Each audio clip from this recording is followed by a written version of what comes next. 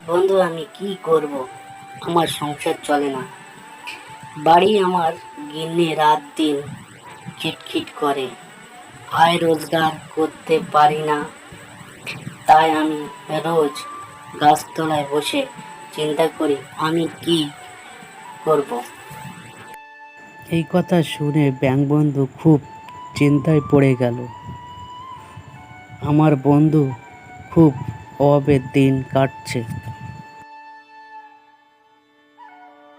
বলো বন্ধু, বলো, আমার অভাবের দিন কাটবে কি করে? আর ভালো লাগে না বন্ধু। বন্ধু, মনে হয় তুমি সুখী, কেননা তুমি জলে নেমে কিছু না কিছু খাবার খেয়ে থাকো। বন্ধু, আমি যদি তোমার মতো হতাম তা আমরা দুজনে জলের খাবার খেয়ে দুজনাই বেঁচে থাকতাম আনন্দে।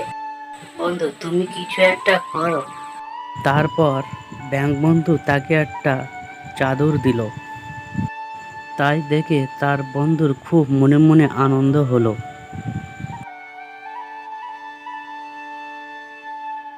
ব্যাং বন্ধু, এ নিয়ে আমি কি করব তুমি বলো? আমার কি আর অভাব ঘুচবে? কথা শোনার পর ব্যাঙবন্ধু তাকে কিছু সোনা দিয়ে দিল। তাই দেখে রামু মনে মনে ভাবতে লাগলো, আমার অভাবের দিন কেটে গেছে। বন্ধু, তুমি আমাকে চিন্তা দূর করলে। আমার অভাবের দিন আর থাকবে না। আমার গিন্নিও আর বকাবকি করবে না। বন্ধু, তোমার আর অভাব থাকবে না। আমি তোমাকে যা দিয়েছি, তোমার গিন্নি বকাবকি করবে না, সুখে শান্তিতে থাকতে পারবে। তোমার আর চিন্তা করতে হবে না। বন্ধু, যখন তোমার কিছু লাগবে তখন তুমি আমার কাছে চলে এসো, আমি নিশ্চয়ই সাড়া দেব। আর তোমার সাহায্য করার জন্য আমি আছি, তোমার কোনো অসুবিধে নেই। যখনই কিছু মনে হবে আমার বলবে, আমি তোমাকে দিয়ে দেব। বন্ধু, তুমি সুখী শান্তিতে থাকতে পারলে আমি খুব খুশি হব, ভালো থাকবো। আর জলের পোকারাও আমাকে খুব ভালো রাখবে।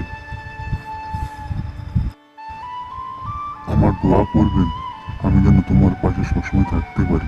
তারপর রামু গ্রামে একটা পাকা বাড়ি করে নিল আর তার গিন্নি নিয়ে সুখী শান্তিতে থাকতে লাগলো।